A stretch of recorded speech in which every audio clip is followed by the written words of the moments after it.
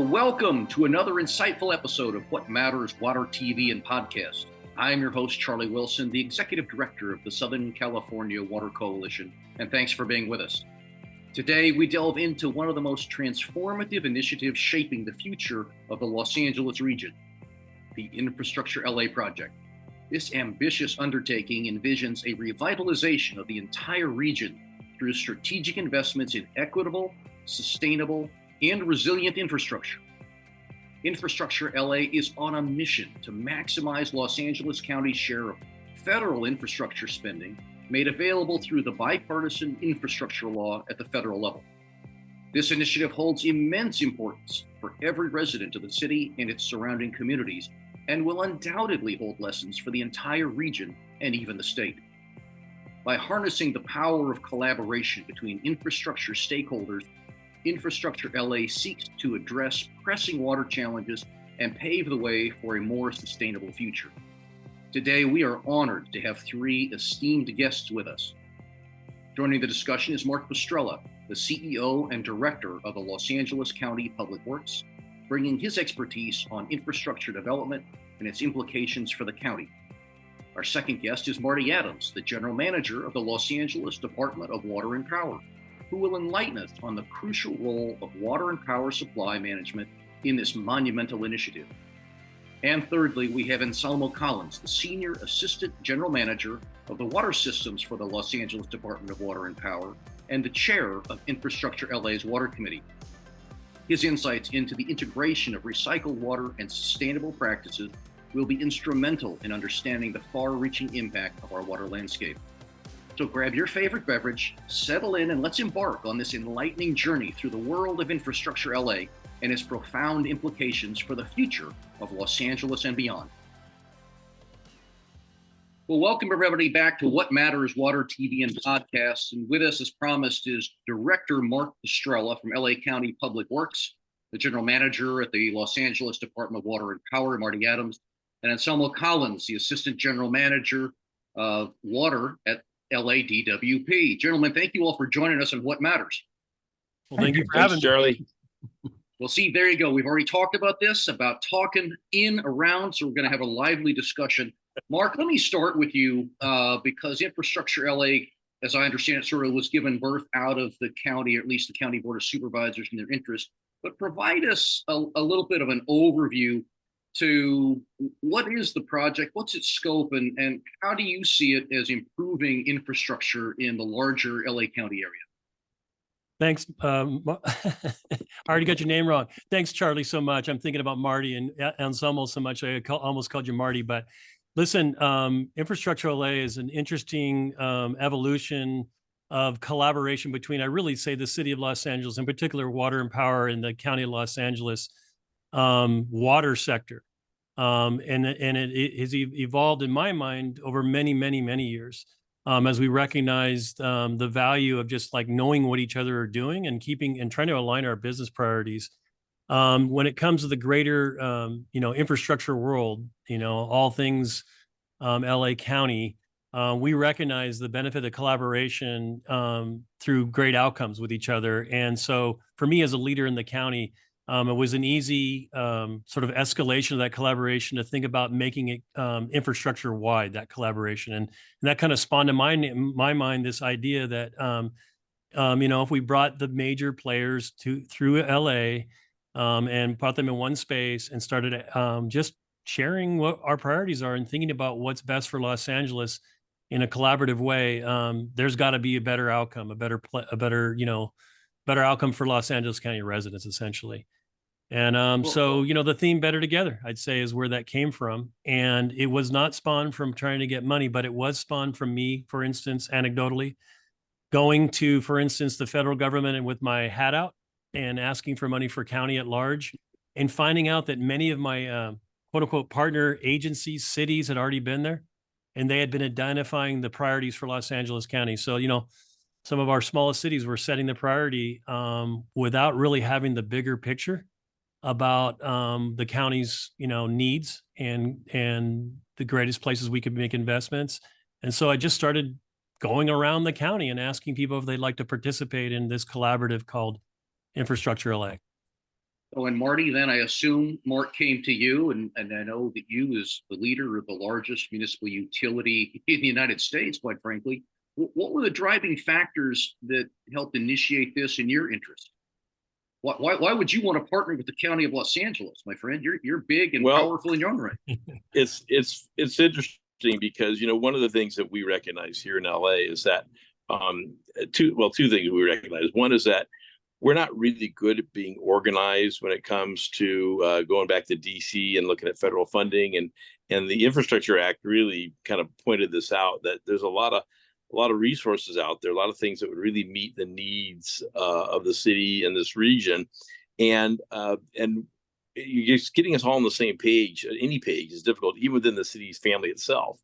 And then when you go back to DC, people are confused. They don't know, are we the city? Are we the county? I mean, Mark and I get DPW, DWP. I mean, we get this all the time.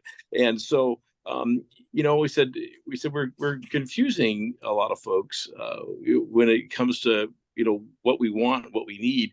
And we recognize that every agency, every city is going to have their own individual needs, but there are some things that are overarching projects that are really big. And Mark and Stephanie Wiggins and I were at dinner, and we were talking about a couple of we're always blaming Stephanie for her projects, but we're looking at her project was a transportation project that affected Mark's storm drains and my power system. And I'm not sure what effects it had on the water system at that point. We hadn't gotten that far yet. But realizing that projects that score well in the federal eyes are projects that involve multiple agencies and multiple benefits. And we thought, instead of someone's project having these effects on other agencies around them, why don't we all band together and make all these impacts good? Why don't we do them on purpose? Why don't we see what a big project could really be if we all chip in, we all look at how us being impacted by a project may be a good thing instead of a bad thing. How can we deliver a better result for the community? How can we improve our infrastructure? How can if someone's diverting something, can we capture stormwater? Can we improve water quality? Can we improve the condition on the surface? Can we build better infrastructure based on the fact that someone is tearing up a street somewhere, and it's going to have a broader impact than just themselves alone. And so really looking at what we could do with these projects and how we could really band together on things that are of regional significance, and not let it be just one person's project, but maybe one lead agency's project with everybody else chipping in to make that project the biggest success it could be. Well, I can certainly understand. I remember the days of Mike Antonovich on the Board of Supervisors, and when he was chair, he would always change his title to the mayor of LA County because people seemed to understand, or maybe it was just the confusion. There's no difference at that point between LA County and LA City. We're all mayors, and as long as we're arguing for the investment to come into the area, everybody seemed to benefit. Yeah. Well, and Salma, let me ask you this, because and then I'll kind of come back to the broader aspect, but because you're so focused on delivery of water, and this is the Water Coalition and the Water TV podcast, I'm curious as to where water sustainability, that kind of is at the forefront of LA infrastructure goals. At least that's what you're chairing as the water piece of it. How does, in your perspective, how does this initiative really leverage recycled water as that valuable resource for the LA regional needs? How do you look to promote environmental conservation, new supply resources? I mean, all the different options that you've been handed. Marty's got the power side, but you've been handed an equally sizable opportunity. I'll call it opportunity on the water side. How do you see Infrastructure LA sort of helping in that more narrow band of just water resource? Yeah, I got to tell you, I mean, it's interesting because recycled water has become part of our water supply portfolio for quite a while now. But because we recognize that with climate change, we need to be less dependent on imported water. The city of LA has been doing recycled water for many, many years, but now we're going to the next level, which is going to be the DPR or, IPR water that we're talking about here. And we recognize quickly that, first of all, no one agency can deliver that. But just by the virtue of the type of project we're talking about with recycled water, you need at least a water purveyor and you need a wastewater purveyor. So that has automatically, organically made us have to work together. The city of LA has Operation Next. We're working with our sister agency, LA Sanitation and Environment. Metropolitan Water District has Pure Water SoCal. and they're working with LA County sanitation districts. So right there, automatically, it forces us to have to work together and collaborate. I think what Infrastructure LA does is that it even more highlights the need for that coordination that we need to have. We're talking about projects that are not cheap. I would say I don't think the idea of cheap water exists anymore. These are projects that are expensive, but they provide that reliability to the region that we need. And for us to be successful, we need to all work together. Infrastructure LA, what it's done is allowed us to be able to bring people from different agencies together. I have NGOs, I have water agencies, wastewater agencies, all working together, collaborating to figure out how we can put together the best packages possible so that when we're competing for this funding, we're able to successfully get it. I think that when you look at recycled water in Southern California, between Pure Water SoCal and Operation Next, that's the largest recycled program in the entire country.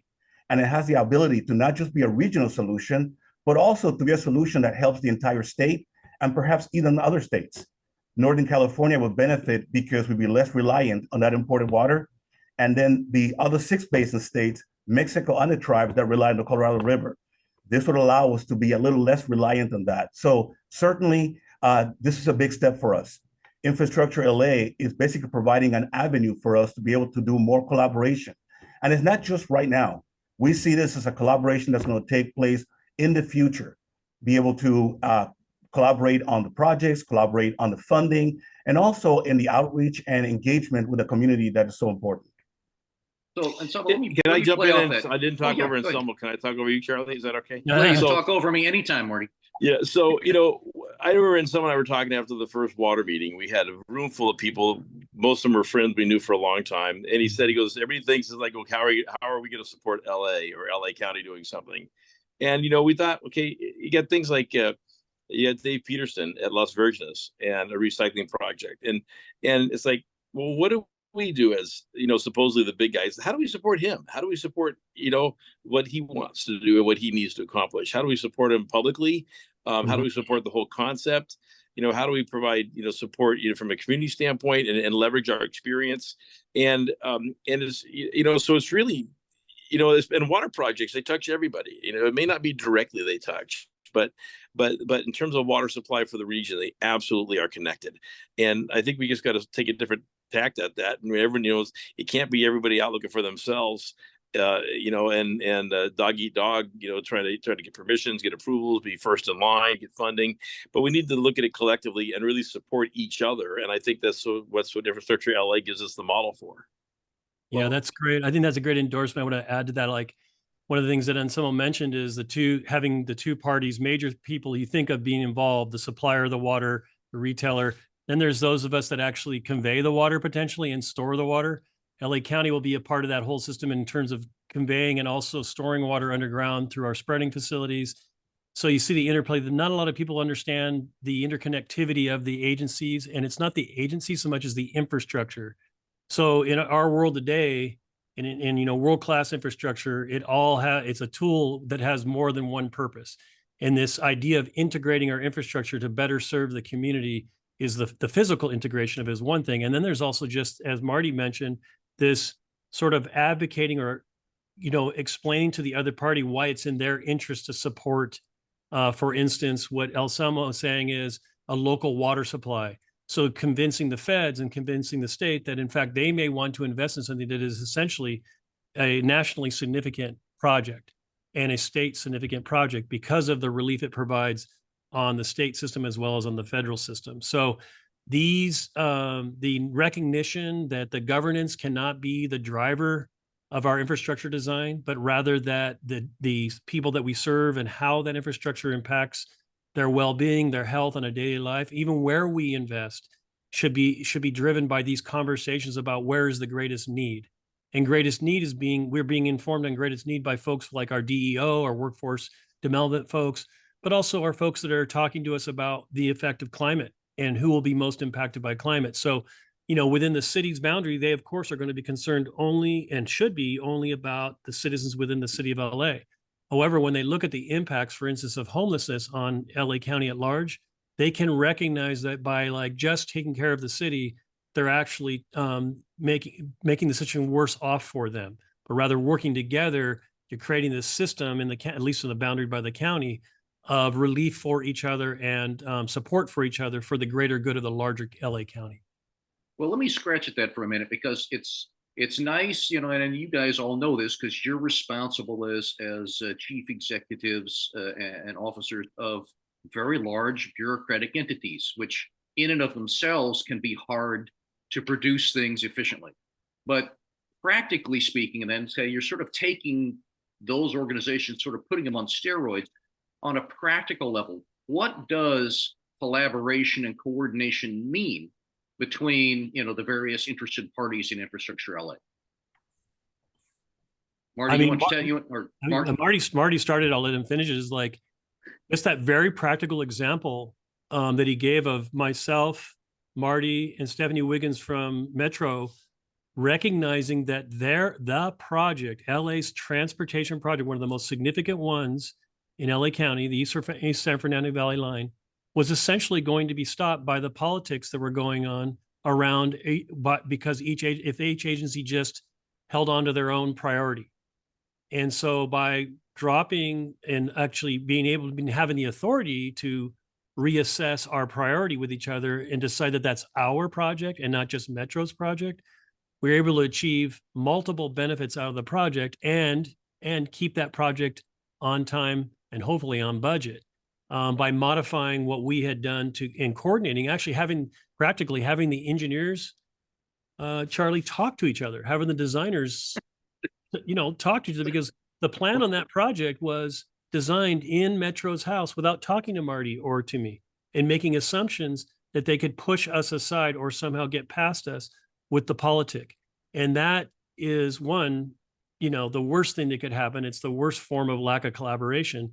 The cost overruns for them to actually do that were going to be tremendous. And I think they recognized that was really what brought them to the table, despite, Stephanie's a great leader, and I'm thankful that Metro has her right now, because she recognizes outright. But before her time, there was no one paying attention to what that kind of behavior was going to do to cost, in terms of cost overruns, frustrations, and lack of delivery. So that's a very practical example of governance, not getting governance out of the way, getting politics out of the way, and having leadership, give the leadership the freedom to identify the best path forward and the priorities for the region. And that's what we're hoping to do. That's why there's no real governance structure in Infrastructure LA, other than let's just get along because that's the right thing to do. Right. Well, and you guys all live it, right? Because the whole world likes to look cynically at government in general, particularly big institutions, to say, look, that's just a bunch of guys leaning on a shovel. One guy's over there doing some work, and nobody really cares what the other folks are having to do, because I'll have a job tomorrow, whether we finish today or not. So, yeah. Then how does this impact, or have you seen this impact then at the grassroots yet, or is this still something you guys, because you're finally, I won't say finally, but you're collaborating amongst executives, are you beginning to see, is it filtering down into the organizations, or are you getting resistance from your relative from your institutions? It will start, Charlie, but I'll tell you right now, we still are kind of in our infancy, getting the committees together. Anselmo and the Water Committee are the most mature of all the committees, probably because the water sector has a lot of experience working together. We all did Measure W together. We've had there's a lot of relationships that exist, and so that's been a head start. And they probably have the best start on this. But if you talk about transportation or technology, power, some of the sectors, it's a little more in its infancy than that. But we will start to see it push down, particularly as people bring up the next big project, and something that's big, that's regional, things that are linear, that cross a lot of jurisdictions, and they cross a lot of other facilities. Those are the easy opportunities to say, okay, this project's going to go forward. If I make it partly my project now, what do I want to get out of it? What can I do to make this the best it can be? Instead of looking at it as they're interfering with my facilities, what can I say? Okay, I'm going to have to change some things. I have to move some things around. We're going to be changing the surface. Water and storm collection, water capture, drainage runoff, all this. This is ideally situated for this kind of thing. Some things will be more obvious than others, but again, it's this collective look to say, well, the impacts of someone's project, someone's impact should be somebody else's opportunities, and just starting that collaboration to start it. But it is getting off the ground, and we're starting to roll it through the different subcommittees, so we can really look at projects as being of broader good and broader benefit than just the way they're initially identified. I would agree with Marty there that I think you're really starting to see that collaboration. I'll give you an example. So as you know, at the state level, they're working on the climate resiliency bond. And we immediately got together as a group and talked about whether or not the bond really addressed the needs that we had in the water industry. We were able to really quickly gather everybody together, get everybody's feedback, and as a collective, provide feedback to the state on what we thought made the most sense from a bonding perspective, because we felt like there should have been more money put aside for water recycling. So we were able to get the input from all the members of the group and put that together and send that information to the state. So that's just a quick example. And I think that's something that happens very organically in the water system. But I think right now, because of all the changes you're seeing when it comes to federal dollars available, state dollars going to be available, having that coordination, that discussion is important. The other thing that I think is important too is the great thing about ILA is that it allows some of the smaller cities, some of the smaller agencies that by themselves may not have the power to be able to really get certain things done or move the needle in Sacramento or in DC. Now they're part of this collective. So their ask is going along with our ask. Right. So consequently, the chances of them getting funding for their projects and their needs might be a little different than ours is a lot greater. And I think that's what makes ILA such an important tool and such a powerful tool for the region, quite honestly. Yeah, that's really what's, for me as a county official, I do work for all the 88 cities in the county. We contract for some service for every one of the cities. Then we have the special district that covers all of the cities.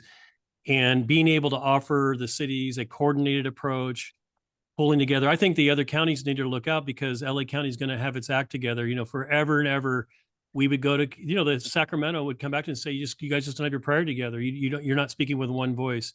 And what you're seeing coming out of this, even with our elected officials wanting to jump in, is like those in the know, the bureaucracy is actually telling our elected officials, you got to ask for one voice. And this is the best idea these are the best ideas we have for that in infrastructure. And of course, our elected officials recognizing how important infrastructure is to the community's well-being, resilience with respect to climate.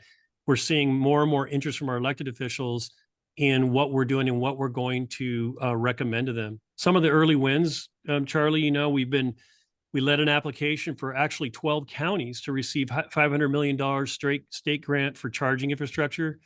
LA and Orange counties applied for and received a $1 million climate pollution reduction grant.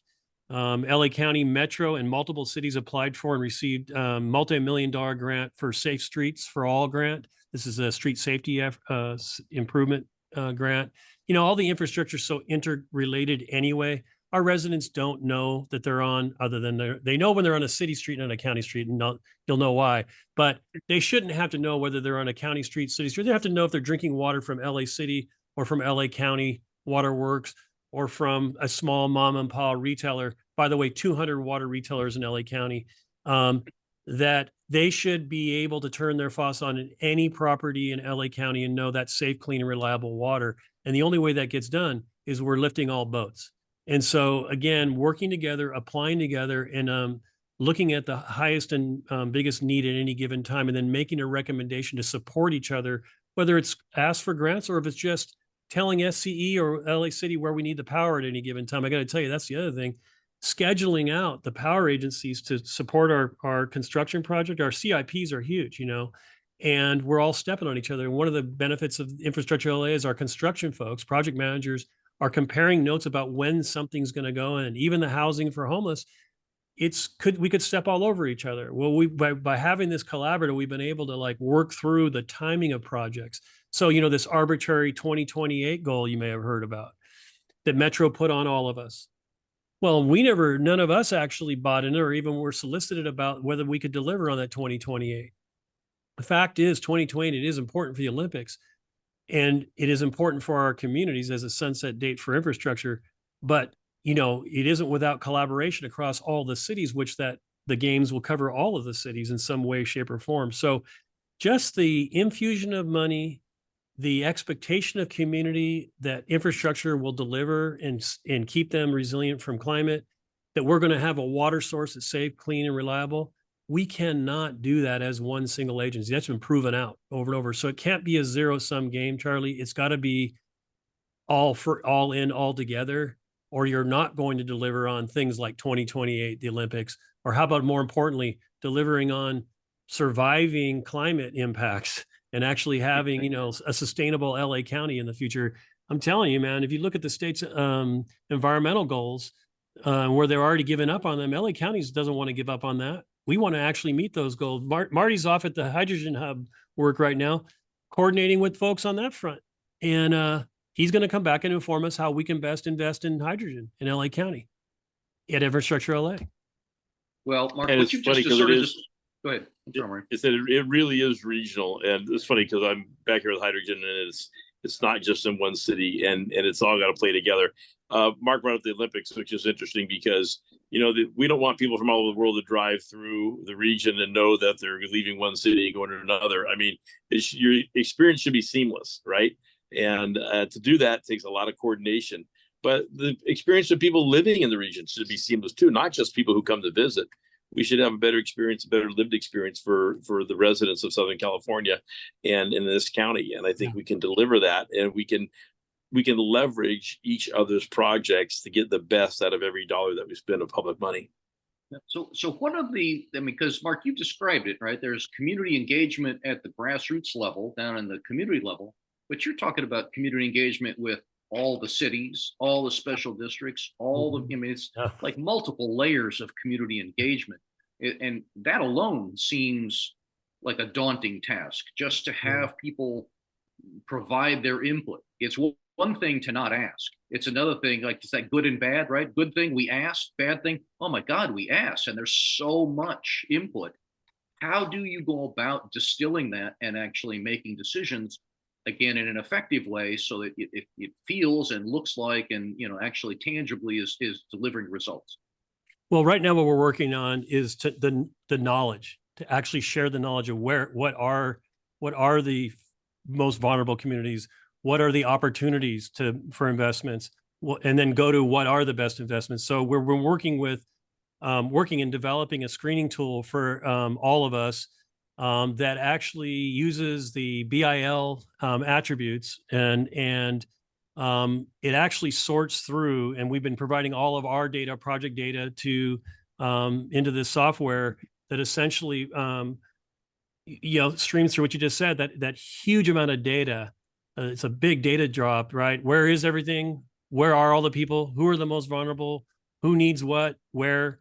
What's the interconnectivity potentials to make these multi-benefit projects?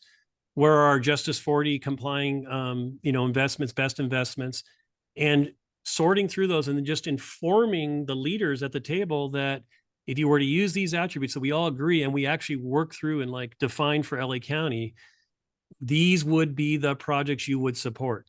So we are using, specific piece of software. It's proprietary, I think. So be careful about that. I think we own it right now at the moment, or one of the consultants own it, but we're sharing that. We're making it an open database that people can dump into, and that's coming out.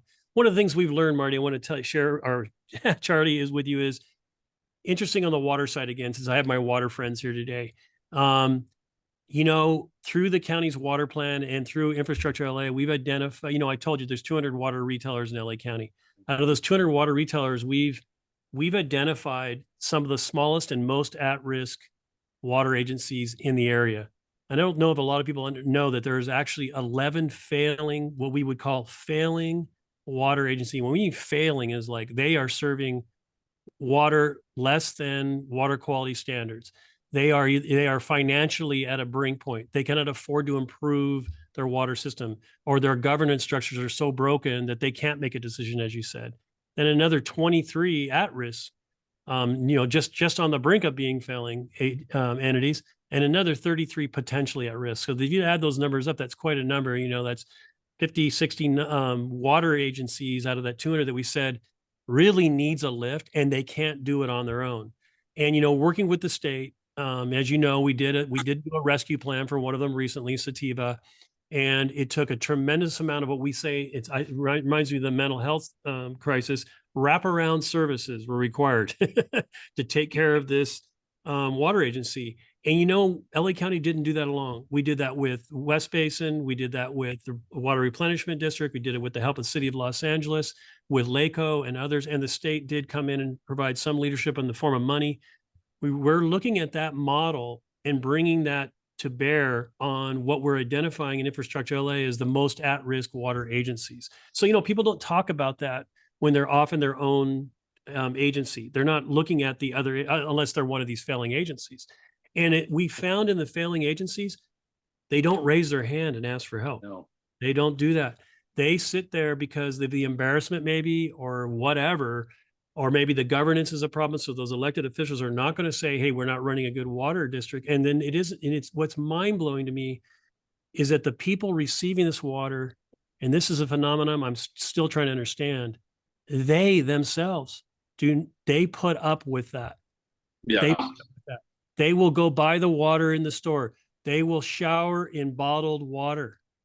They do not, because of the trust in government is not there, is what I really believe. They won't believe they're going to get help.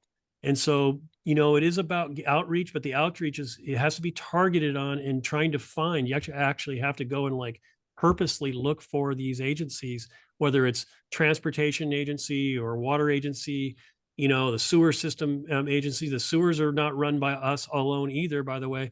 So kind of getting informed first, putting that into a sieve, a filter system that we've developed that is GIS based, really powerful tool that's allowed us to look at, with the benefits I described, decide, hey, what's the best priority here, and providing that as information, for instance, to the agencies, and asking, so what are we going to do about it? So what are we going to do about this together? Yeah. Well, as you're describing it, I'm reminded of sort of two things. One, a history I had worked as a member of the local agency formation commission, which you just described, having to do municipal service reviews, try to identify those who may have some difficulty. And you're right, nobody raises their hand. In fact, they fight you if you come to the door saying, okay, do we need to look at some alternative governance structure here? But then I also went through, and to their credit, I will say, which sounds a lot like what feeds into it, Infrastructure L.A., the Southern California Association of Governments, SCAG, responsible for regional planning over the multi-county area, just went through a gap analysis on access and capacity of water, energy, and sewer to be able to provide the affordable housing that they've been mandated by the state to implement. And huge gaps, particularly in places like infill development in city centers like Los Angeles. Like, okay, hey, somebody comes in and wants to replace some 6-story office building with a multi-story apartment. The infrastructure that's been supporting that building is not adequate for the next generation. And finding the way to communicate and talk about, okay, how do we fix that before somebody arrives with a permit to construct is daunting. And it then becomes an excuse for why we can't achieve the regional goals, whether it's in resiliency, housing, transportation, kind of across the board. So that's where I love this concept, Mark, that you guys have taken on of how to coordinate on a regional basis. Are there early lessons that we should be sharing with people outside of LA County? Or is it just everybody else just sort of stand on the sidelines like, let's just see how long it takes those guys to figure this out? And we'll cynically count them down to failure. Well, they should let us get all the money first, then they can talk about it. Because that's never an issue. You don't have regional competition for money. I mean, I know the business community goes through it all the time. All the business associations, all the labor agreements and whatnot. And yet when they go back to Washington, they go to the state, they're all fighting amongst themselves. So Orange and LA, Riverside, San Bernardino, everybody's trying to get their fair share, and it kind of misses that bigger picture again. Well, it's a different dynamic, because it's weird to think like I'm trying to fight for what I need or what I think I deserve. But if you step back and look at the track record, there's a lot we're missing. And I think, it's better if we can bring money into the region on a different scale than we have in the past, that will be huge because we have so much work to do and so much infrastructure, work needs to take place. And there's only so much public money to go around. Doesn't matter what bill is on. At some point, the public's tapped out. And we have to look at, the infusion of other sources of money into this region as a good thing for all of our ratepayers, no matter what bill they're paying. And it increases the capacity as a whole for us to do our jobs and for the other agencies that we work with to do their jobs as well. And I think, and plus the fact, again, I just can't believe how many missed opportunities. If we said, I'm building this project from here to here, who's in? Who can get something good out of it?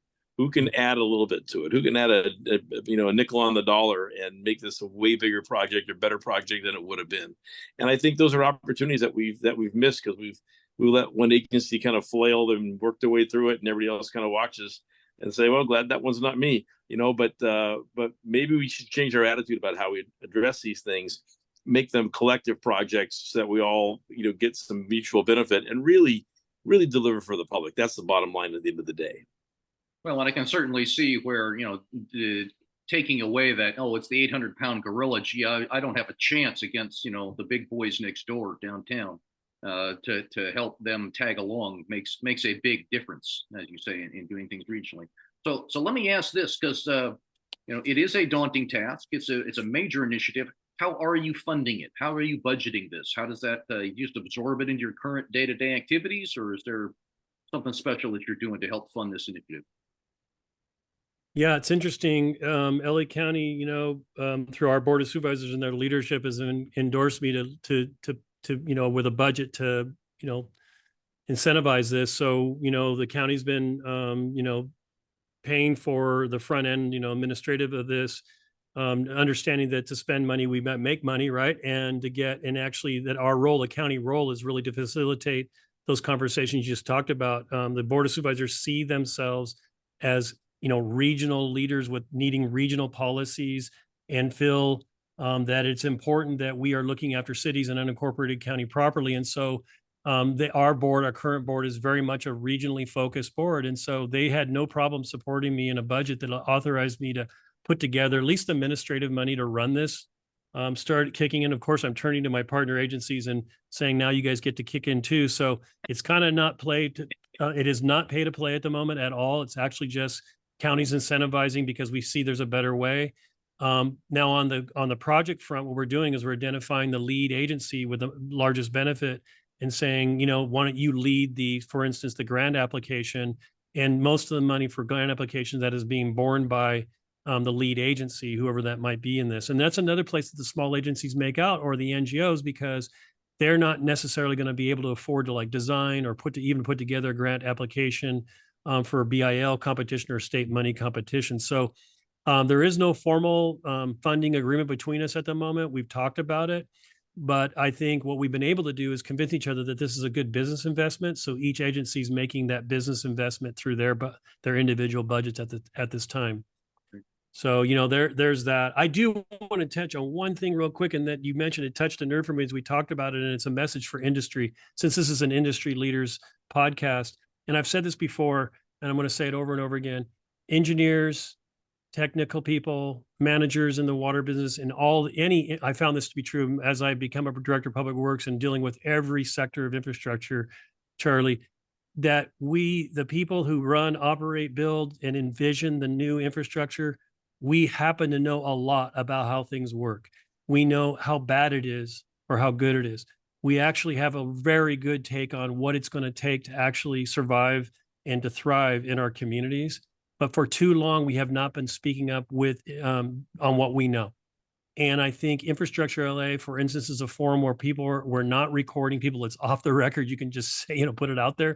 This is the way it is. And it's one of the reasons, frankly, we haven't invited the elected officials to lead it, because we do need this to be a forum where leaders can be informed and then go inform their leadership about what the best investments might be. And so getting that data out and actually truthing out the reality, and as engineers, as architects, as planners, as general managers, leaders, just saying what we know to be truth. And this is, again, another forum for us to put that on the table and have those good exchanges about that. But then again, we got to put that into action, because there's no time to waste given the challenges that we face in our communities here in LA County or anywhere in the United States for that matter, given the challenges that we're facing, aging infrastructure, climate impacts. These things they're beyond many people's even imagination. And guess what? The society is leaning on us to solve them as usual. So, we've got to band together and speak up. Yeah. So yeah, the public is really expecting you to deliver, and that's a terrific way to kind of transition, because as you're describing it, when you have our water professionals, our engineers, our utility executives around the table, they know the answers, they know what needs to be done. Yep. So my question of all of you, as we're on our way out, we got time for just another question, is what message do you have for residents, for the community, for those that are not utility professionals, on the significance of Infrastructure LA, and how can they help contribute to its success? Well, I guess I'll start out and I'll let Mark and Marty kind of clean it up after me. But I would say that the one message I have with the community is that by Infrastructure LA having all these different agencies working together and having these multi-benefit projects, what they're going to see is not only have utility projects have new water supply or new transportation, new EV, but there's also other benefits that come with that. We'll be able to provide in certain areas, for example, where you have parks that are in disrepair, projects that are water projects, but as a side benefit, as a collateral benefit, it will be an improvement of that park, for example. So we see this as an opportunity to also provide direct benefits to the community. The other part that I think they need to really think about is we're talking about some really significant projects, a lot of investments that's going to require jobs. So workforce development is a huge part of this. Just in the water sector, the portion that I'm responsible for, we start talking about the number of jobs being created. And we're talking about in the tens of thousands of jobs that are being created. These are good paying jobs that don't exist today. And we can use this opportunity to be able to focus directly in those areas where maybe they're underemployed or unemployed, and provide them with the ability to get the training they need so they can actually get into the water industry. I think that's a huge benefit that directly goes to the community. I can tell you that between Operation Next and Pure Water SoCal, we're looking at around 70,000 jobs being created. So what it tells you that this can be an economic engine that can provide not just the services that people deserve, but also the jobs that will allow them to have a better life in the LA County area. Very good. Marty, what would you tell people? So one thing I'd say is that, one is, public involvement is important in projects, and something that as we try to do a better job of getting involved amongst ourselves, we'd want to encourage the public to do a good job of getting involved. And one of the things we always think we know what the public wants. So it's important to hear from the public what they want and what they need in their communities. I will tell you that to me, the exciting point will come when it's not just the water committee doing what it's doing, or the power committee or transportation committee, but when the committees cross-reference each other.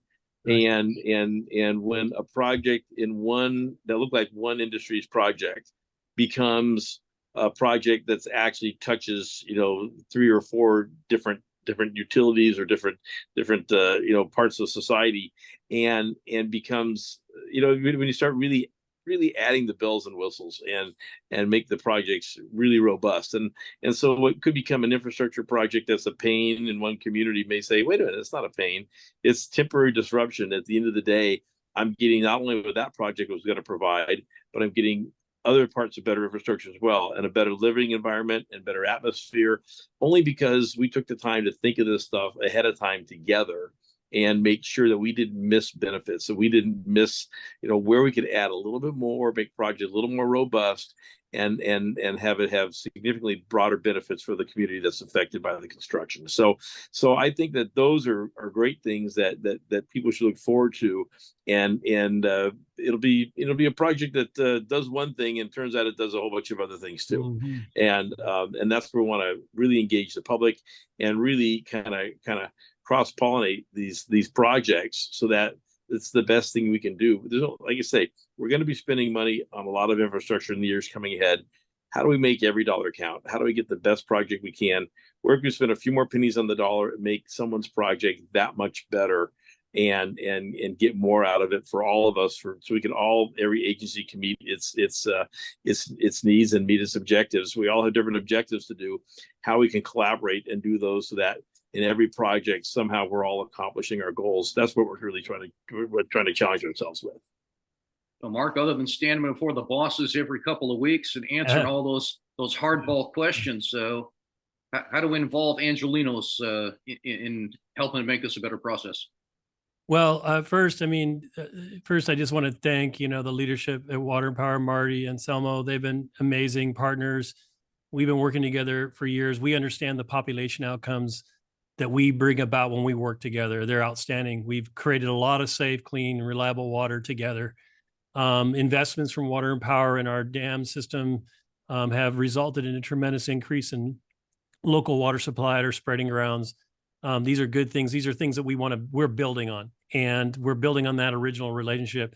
So I want the public to understand, like, you have good people in leadership who are working together, and you should demand more of that kind of behavior from your leaders. You want them to collaborate to your benefit. That's what people should know. And as Marty said, I have to absolutely double down on, we need to hear their voices. We need to understand who we're serving. We need to know how our communities are changing, and we can't know that unless we're listening and hearing from them. We will be working to create as many avenues as possible to hear from them, and don't act until we actually have heard from them. That's super important. Even though it seems like at times they're just saying, tell us what to do. That's like the worst thing that anyone can do to an engineer, right? Just tell me what to do. Actually, that should be, tell me what, I need to hear from you, what your issues are, what your biggest concerns are. And usually what we're hearing is people, by the way, as we reach out, we're hearing people, they want to have a quality of life where their children can grow up, have safe, clean, reliable water, be able to get to fresh food easily, and get to destinations throughout LA that are fulfilling for their children and for their children to come. And so transit's important, and water's important. All of our pieces of infrastructure are working together, as Marty said, to deliver on this promise of a really vibrant Los Angeles. So what I would tell, again, the public to do is, first, thank you. I want to thank them for already giving so much to us, the self-taxing center of the United States. We give more to the federal government than we get back on an annual basis, for sure, in terms of our taxes, but also locally, the taxes that have already been provided. Our Measure W, Safe Clean Water Program, is an example. $300 million a year that is going to increase the water supply, improve public health, even with the goal of catching our own fish in our own waters and eating it someday, and to be able to swim in those waters. That's not that far away of a dream, because of the giving that people have already given in Los Angeles. And so thank you for the money already, but also I want them to support, again, efforts like Infrastructure L.A. by telling their elected officials, we want that collaboration. Here's what our needs are, and then guiding Infrastructure L.A.'s investments via the voice of the people, rather than being told what they're going to get. So again, thanks to the partnership, thanks to Southern California Water Coalition, who's always been a great partner in promoting this collaboration across Southern California. And look out, because LA County is going to get its act together.